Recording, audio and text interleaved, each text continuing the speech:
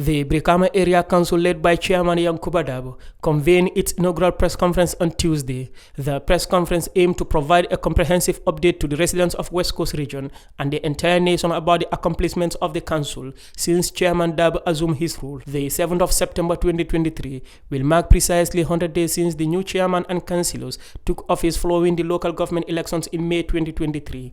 During the press conference, the council took the opportunity to once again express their discontent regarding the sedition charge against their chairman Yankuba Darboe. Addressing the media regarding their accomplishments, Abubakar Kante, who serves as the councillor for Carton Ward, elaborated on how Chairman Yankuba Darboe successfully rejuvenated the council's financial stability following years of hardship.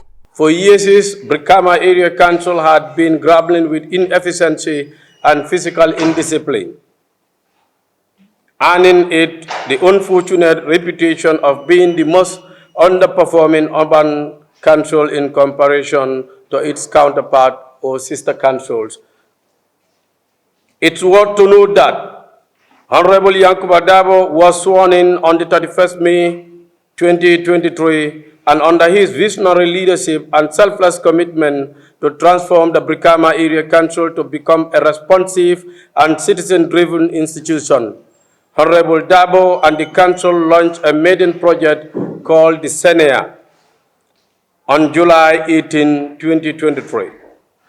This noble project seeks to mitigate the challenges in the area of waste collection through partnering with private entities in the sector and is registering significant impact within the urban and growth centers of the region. The Brikama Area Council over the past years incurred an accumulative total of minus 10 million plus in their account, thus operating on overdraft to expedite their financial obligations. This has impeded the proactiveness of the council and rendered it being irresponsive over the preceding years. Under the visionary and citizen-driven leadership qualities embedded in Honorable Yankuba Darboe, the council has introduced and adopted financial threshold as a mechanism to benchmark and control the financial spending of the council. This mechanism has drastically decreased the accumulative minus amount of $10 million to $1.7 million as of date. And today, we are priding ourselves of not banking on overdraft to expedite our financial obligations. Honorable Kante went on to emphasize that under Chairman Darboe's leadership, the council's revenue collection has surged from hundreds to thousands. He also commended the council's tree planting initiative. Honorable Darboe and the council also introduced a voluntary compliance team which comprised of gallant men and female, young people of West Coast region, to eradicate the act of underlodgement of revenue generated from the daily market dues. The team is tasked to accompany collectors assigned to markets to serve as monitors in the process of revenue mobilization in the areas. As per official record, the individual daily collected revenue lodged were within the amounts of hundreds. But since the inception of this team, the daily individual lodgement increased to thousands, and we're really happy and proud of that.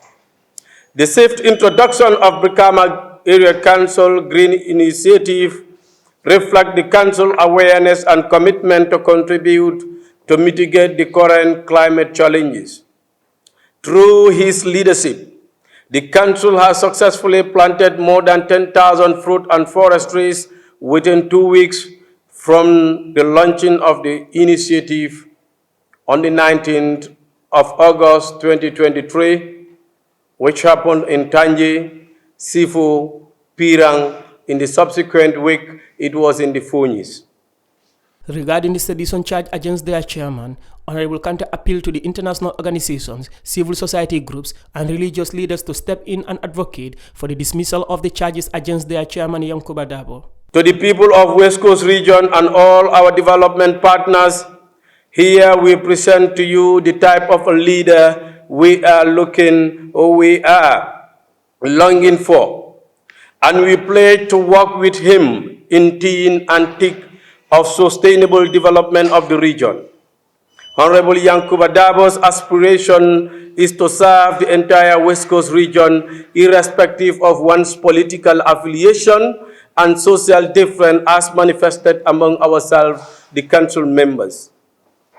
To our development partners, the Supreme Islamic Council and the Christian Council, the sub-region and the regional blocs, international communities, national and international human rights watchdogs, and advocacy groups, civil society organizations, the National Assembly of the Gambia, the local ministry, Office of the British High Commission in the Gambia, the U.S. Embassy, Westminster Foundation, the Gambia, and the people of West Coast region.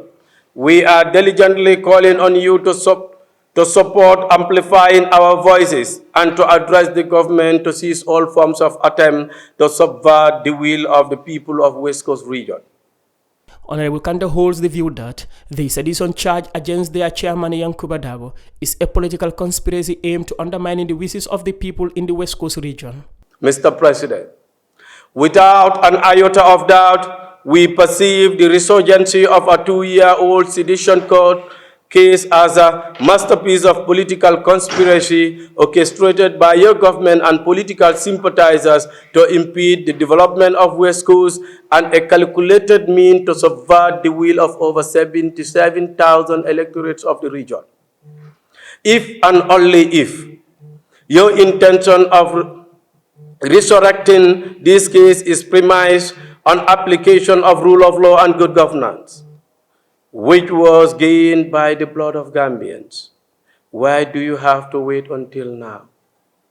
Why not at the time when Honorable Yankuba Darboe was a private citizen and being under your mercy at the prison, at the Central Prison Mile 2 for a couple of months?